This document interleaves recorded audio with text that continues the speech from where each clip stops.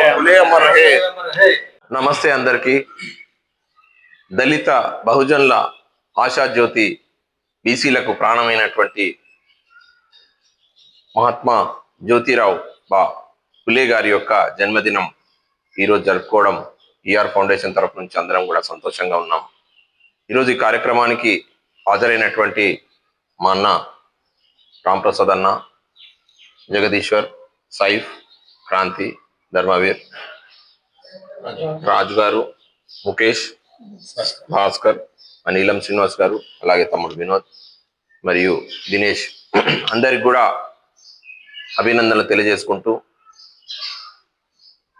విద్య లేకపోతే జ్ఞానం లేదు, జ్ఞానం లేకపోతే మనుగడ లేదు, మనుగడ లేకపోతే సమానత్వం లేదు, సమానత్వం లేకపోతే బతుకే లేదు అన్న ఒక సిద్ధాంతాన్ని ప్రేరణగా ఇచ్చినటువంటి, మన చీకట్లో అంధకారంలో ఒక వెలుగు రేఖలాగా వచ్చినటువంటి ఒక గొప్ప ట్రాన్స్ఫార్మర్ అండ్ ఈ సొసైటీని మార్చడానికి వచ్చినటువంటి గొప్ప తత్వవేత్త, అలాగే మనిషి యొక్క జీవన విధానాన్ని, స్థితిగతుల్ని మార్చినటువంటి గొప్ప వ్యక్తి మహాత్మా జ్యోతిబా ఫులే గారు. 1827లో సతారా జిల్లాలో మహారాష్ట్రలో జన్మించి దేశానికి అలాగే ప్రపంచానికి కూడా విద్య యొక్క ఉన్నతిని, విద్య అంటే ఏమిటి అనేది ప్రపంచవ్యాప్తంగా విశ్వవ్యాప్తం చేసినటువంటి ఆయన గొప్ప మనిషి. ఆ రోజుల్లో కుల వివక్ష, మత వివక్ష, లింగ వివక్ష, వర్ణ వివక్ష జరుగుతున్నటువంటి ఆ టైంలో గట్టిగా పోరాట స్ఫూర్తిని ప్రతి ఒక్కరి దాంట్లో రగిలించినటువంటి వ్యక్తి. విద్య అనేది ఎక్కువ నేర్చుకోవడం వల్ల అందరు కూడా విజ్ఞానవంతులైతే మా భూములు, మా కోటలు, మా రాజ్యాలు ఎవరు కాపాడడానికి వస్తారు, విద్య లేకుండా ఉంచడమే మంచిది అని చెప్పి ఫ్యూడలిస్టులు, ఫ్యాసిస్టులు వారు చేసినటువంటి దౌర్జన్యాలకు ఎంత తొక్కితే అంత పైకి వచ్చినటువంటి ఫులే గారి యొక్క స్ఫూర్తి ఈరోజు అంతటా వినిపిస్తుంది. గత కాలంలో 1800, 1900 శతాబ్దంలో ఎప్పుడూ రాని ఫులే గారి యొక్క ఆలోచన విధానం కానీ, ప్రేరణ కానీ 1947 తర్వాత, 1950 తర్వాత రిజర్వేషన్లు కొంతమందికే, ఇంకొంతమందికి రాజ్యాంగంలో పొందుపరచక అలాగే వదిలేసినటువంటి, రాష్ట్రాలకు విధి విధానాలు ప్రకటించినటువంటి అప్పటి కేంద్ర ప్రభుత్వంపై పలు విమర్శలు వచ్చినాయి. ఈరోజు బీసీలు, ఎస్సీ, ఎస్టీ, మైనారిటీలందరికీ జీవన విధానంలో మార్పులు వచ్చినాయని అంటేనే విద్య వల్ల వచ్చింది. ప్రధానమైనటువంటి విద్య కొంతమంది చేతుల్లోనే ఉండడం వల్ల క్షత్రియులు, బ్రాహ్మణులు, అలాగే శూద్రులు, ఇట్లా 4-5 విభాలుగా విభజించినటువంటి ఈ యొక్క భరతఖండంలో 1947 వరకు యూనిఫైడ్ మైండ్ సెట్ తోని పోరాటం చేస్తూ తెల్లదొరల నుంచి మన స్వాతంత్రం సాధించిన తీరు చాలా గొప్పది. కానీ దాని తర్వాత మన దగ్గర ఉన్నటువంటి ప్రాంతీయ అసమానతలు, కుల అసమానతలు, వర్ణ వివక్ష, ఈ డిస్క్రిమినేషన్ ఏదైతుందో పలు ప్రాంతాలకు పాకింది. అప్పట్లో జనం వృత్తిపరమైనటువంటి జీవన విధానం ఉంటే నాకు చదువు ఎందుకు, చదువు ఏం చేస్తావు భయ్, అది ఎవరికి అవసరం అన్నట్టు కాకుండా డాక్టర్ బాబాసాహెబ్ అంబేద్కర్ గారు, ఫులే గారు వీరు చేసినటువంటి కృషి, సావిత్రిబాయి ఫులే గారు వీరు చేసినటువంటి కృషి చాలా అద్భుతమైనది. వాటి యొక్క ఫలాలు ఇప్పుడు వస్తున్నాయి. మళ్ళీ ఇంకో విధానం ఏంటంటే, పోరాడితే పోయేదేం లేదు, బానిస సంఖ్యలు తప్ప. అంటే అప్పట్లో పెత్తందారి వ్యవస్థ ఎట్లుండే అంటే, నువ్వు చదువుకోకు, నా కోసం పని చేయి, ఎవరైనా పనికి వస్తే అరే నీ కొడుకు ఏం చేస్తాడు రాబాయ్, వాడు ఏం సాధిస్తాడు, నా దగ్గర వచ్చి పని చేయమని నేను 500, 1000, 200 ఇస్తా అని చెప్పి అట్లా పెద్దలను, గ్రామ పెద్దలు ఉన్నారు. అప్పట్లో వ్యవసాయ ఆధారమైనటువంటి జీవిత విధానం ఉండే. ఆ జీవన విధానంలో అరే నీ కొడుకున్న దగ్గర పాలేరుగా పనిచేస్తే నేను ఏ రకంగా నీకు ఏదైనా బిడ్డ పెళ్లి చేస్తా, లేకపోతే అటువంటి ఆశలు పెట్టి, లేదంటే నీకు ఏదైనా పైసలు పని పడితే నేను ఇయ్యా, ఆ రకమైనటువంటి అంకుశాలను, నిరంకుశమైనటువంటి జీవిత విధానంలో మనం బతికినాం. మనందరికీ తెలుసు. ఇంతకుముందు దొరల ముందటికెళ్ళి చెప్పులు పట్టుకొని పోకుండా సంకలు పెట్టుకొని పోయే పరిస్థితి ఉండే. అప్పటి నుంచి ఇప్పటి వరకు కూడా మనల్ని కూడా అదే రకమైనటువంటి జీవన విధానాలు ఉంచాలని ప్రయత్నిస్తున్నారు. అరే వాడైనా ఇది చేస్తే అరే వాడేంద్రబాయి వాడు ఇది చేస్తున్నాడు, మనం కదా చేయాల్సింది అని. ఇప్పుడు నూతన విద్యా విధానం మారింది. మనకు కావాల్సినటువంటి చదువు, మనకు అన్ని రకాలైన రిజర్వేషన్లు, ఈ రిజర్వేషన్ల విధానం రావడానికి కారణం ఈ నిరంకుశమైన వైఖరి వల్లనే వచ్చింది. అందరూ సమానంగా ఉన్నప్పుడు అందరికి సమానమైన అవకాశాలు ఉండాలి కదా. దానికంటే ముందు ఓటింగ్ అనేది 20% మాత్రమే ఇచ్చిండ్రు. 20% మాత్రమే చదువుకున్న వ్యక్తులకే ఓటింగ్ ఇవ్వాలా, చదువు లేకపోతే అసలు ఓటింగే లేదు అని అన్నారు. కానీ ఆ ఓటింగ్ అనేది మనిషి పుట్టగానే మనకు ఒక జన్మ హక్కు, అంటే మానవతా దృక్పథం, మానవత్వం, హ్యూమన్ రిసోర్సెస్ అనేటివి ఉండాలా. పుట్టగానే ప్రతి మనిషికి మేధస్సు అనేది ఏకరకంగానే ఉంటది. దానికి బ్రష్ ఏదైతే పెడతారో ఆ రకమైనటువంటి జీవన విధానం ఉండాలి. ఏకలవ్యుడు ద్రోణాచార్యుడి దగ్గర రానియకపోతే అప్పటి నుంచి కూడా వివక్ష ఉంది. మహాభారతంలో కూడా వివక్ష ఉంది.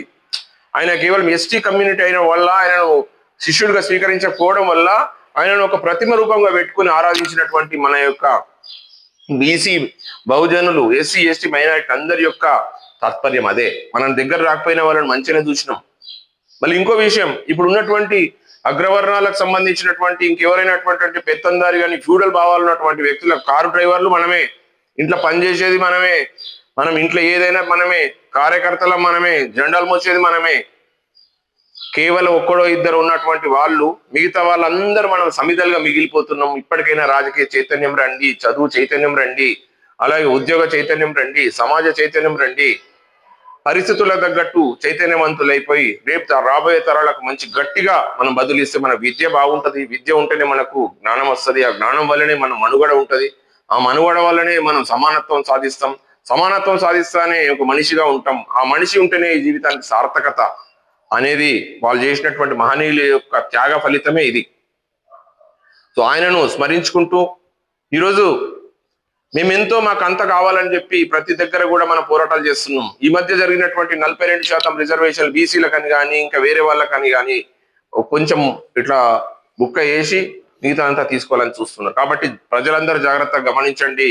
బీసీలు, ఎస్సీ ఎస్టీ మైనారిటీలు అందరూ కూడా జాగ్రత్తగా గమనించండి. మనకు సమానత్వం అనేది చదువు ద్వారానే వస్తుంది, రాజకీయం ద్వారానే వస్తుంది, రాజ్యాధికారం ద్వారానే వస్తుంది. కాబట్టి మీరందరూ కూడా చైతన్యవంతులై రేపు తెల్లారి ఓట్లు వేసే టైంకి మన వాళ్లకు వేయండి, మంచి వాళ్లకు వేయండి. ఇక్కడ క్యాస్ట్ కానీ మతానికి సంబంధించింది కానీ డిస్క్రిమినేషన్ చేయబోట్లేదు.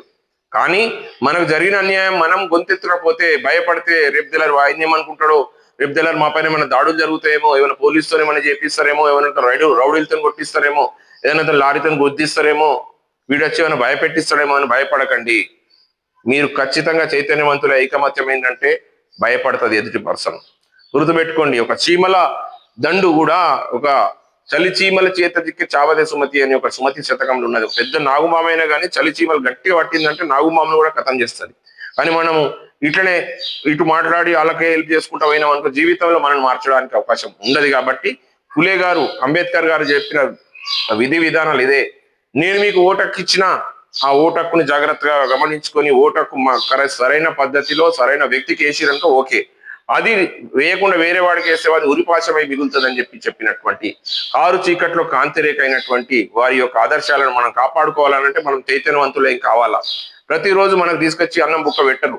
మనకి ఇచ్చిన హక్కులు ఏవైతే ఉన్నాయో హక్కులను బేస్ చేసుకొని మనం ముందు పోవడమే మన జీవితం. చదువే ముఖ్యం కాదు, ఉద్యోగాలే ముఖ్యం కాదు, నేను బాగుంటేనే ముఖ్యం కాదు. రాబోయే తరాలు ఎట్లుంటాయో తెలియదు, ఉద్యోగాలు ఎట్లుంటాయో తెలియదు, ఆర్టిఫిషియల్ ఇంటెలిజెన్స్ వచ్చింది, ఇంకా చాలా మార్పులు వస్తున్నాయి. కాబట్టి మీరందరూ కూడా నా యొక్క బ్రదర్స్, ఆర్మూర్ నియోజకవర్గమే కాదు రాష్ట్రంలో కానీ దేశంలో కానీ ఉన్నటువంటి ప్రతి ఒక్కరు కూడా అణగారిన వర్గాలు ఎవరైతే ఉన్నారో, మనకు పొలాలు లేవు, ఏమీ లేవు, మన తల్లిదండ్రుల ఆస్తి మన యొక్క సొంత కష్టంతో వచ్చినటువంటి ఈ వ్యక్తులం నిజంగా భరతమాతపై మనకు మంచి నిబద్ధత కలిగి ఉన్న వ్యక్తులు ఉంటే అప్పుడే మనకు అన్ని రకాల సౌకర్యాలు ఇచ్చేది. కొంతమంది మధ్యనే ఉన్నటువంటి కేంద్రీకృతమైనటువంటి ఆర్థిక వ్యవస్థ, బలమైన వ్యవస్థ, డబ్బు వ్యవస్థ, పెత్తందారి వ్యవస్థ, ఫ్యూడల్ వ్యవస్థ అన్ని కూడా మారాలంటే రాబోయే ఎలక్షన్లలో గారి వారు ఇచ్చినటువంటి గొప్ప మేధస్సును మనం అర్థం చేసుకుని, విద్య మహిళలకు లేదు అప్పట్లో, విద్య మహిళలకు ఏర్పాటు చేసుకోవడం వల్ల ఖచ్చితంగా మనం వంటింటి కుందేలా కాకుండా మంచిగా తీసుకొచ్చినాం ఇప్పుడు. కాబట్టి మాకు రావాల్సినటువంటి రిజర్వేషన్లు మా దామాషా ప్రకారం మనకు రావాలని చెప్తూ ఆయన స్ఫూర్తిగా బహుజనులు బీసీలకు సంబంధించినటువంటి కొన్ని పోరాటాలు కానీ ఇంకా ఏవైనా కానీ చేయడానికి మా యొక్క యువత సిద్ధంగా ఉంది. ఈరోజు మాతో పాటు ఒక 10 మందితో స్టార్ట్ అయింది, ఈరోజు వందల వేల మందికి వచ్చింది ఈఆర్ ఫౌండేషన్. మా ఉద్దేశం మాకు సంబంధించినటువంటి అన్యాయాలు జరుగుతున్నప్పుడు అలాగే మౌనంగా ఉండకుండా పోరాడు, సాధించు, ఖచ్చితంగా జరుగుతుంది. నువ్వు లేస్తేనే నీకు నిజమైన స్వాతంత్రం వస్తుంది. కాబట్టి ఈరోజు ఆయన యొక్క జయంతి సందర్భంగా మరొకసారి మా యొక్క ఆలోచనను పునర్విచారణ చేసుకొని మేమందరం కూడా పోలరైజ్ అయ్యి యూనిటీ అయ్యి ప్రపంచానికి కొత్త టర్న్ అరౌండ్ చూపెట్టడానికి, కొత్త రకమైనటువంటి జీవితాన్ని ఇవ్వడానికి, రాబోయే తరాలు మర్చిపోయినా ఉన్న నిప్పు ముట్టుకుంటే కాలుతుంది, చిన్న పిల్లడైనా పెద్దోడైనా. కాబట్టి రాబోయే తరాలకు ఏదైనా ఇబ్బందికరమైన పరిస్థితి కలగకుండా ఉండడానికి కోసం మేమందరం కలిసికట్టుగా భావ సారూప్యత కలిగినటువంటి చాలా మంది ఇంటలెక్చువల్స్ ని కలుస్తున్నాం, చాలా మంది పోరాట యోధుల్ని కలుస్తున్నాం, చాలా మంది రాజకీయ నాయకులు కూడా కలుస్తున్నాం. భవిష్యత్తులో మంచి పార్టీ, బీసీల పక్షాన ఉన్నటువంటి బీసీ పక్షపాతులు వాళ్ళ కోసం ఖచ్చితంగా మేము చేస్తాం. ఇంకోటి ప్రధానమైన విషయం, మన జయంతులప్పుడు మన వర్ధంతులప్పుడు వచ్చి ముసలి కన్నీరు గార్చి కేవలం నోటితో మాట్లాడి నొసలితో వెక్కిరించేటువంటి వ్యక్తులను గమనించండి. కేవలం మనల్ని యూజ్ చేసుకొని ఆయన యొక్క ఫోటోలకు దండలేసుకొని వాళ్ళకు మాత్రం అండదండలన్నీ పైకెళ్ళి రావాలనుకునేటువంటి వ్యక్తుల పట్ల జాగ్రత్తగా ఉండండి. వీళ్ళు కేవలం మన యొక్క జయంతులకు మన భుజం మీద పెట్టి మనకు తుపాకి కొట్టేటోళ్ళు. కాబట్టి అటువంటి వ్యక్తుల పట్ల జాగ్రత్తగా ఉండండి. బీసీ ఎస్సీ ఎస్టీ మైనార్టీలో మనకు ఆ ధ్యాస ఉంటుంది, మనకు ఆలోచన ఉంటుంది, మనకు బాధ ఉంటుంది, కడుపు నొప్పి ఉంటుంది. మన వాళ్ళను అందరినీ కూడా మంచిగా చూసుకోండి. మానవత్వం కలిగినటువంటి ప్రతి ఒక్కరిని కూడా గౌరవించాల్సిన విధి విధానాలు మనకు ఉన్నాయి. కాబట్టి ఈ యొక్క ఆయన జన్మదినం సందర్భంగా జ్యోతి మహాత్మారావు ఫులే గారి యొక్క జన్మదినం సందర్భంగా మేమందరం కూడా ఆయన స్ఫూర్తిని కొనసాగిస్తామని, ఫ్యూచర్ లో విచిత్రమైనటువంటి చైతన్యంతో ఖచ్చితంగా విజయాలు సాధిస్తామని ఈఆర్ ఫౌండేషన్ తరఫున మానదములందరి తరఫు నుంచి మా నియోజకవర్గానికి అలాగే జనం అందరికి కూడా మేము పిలుపునిస్తున్నాం. Thank you.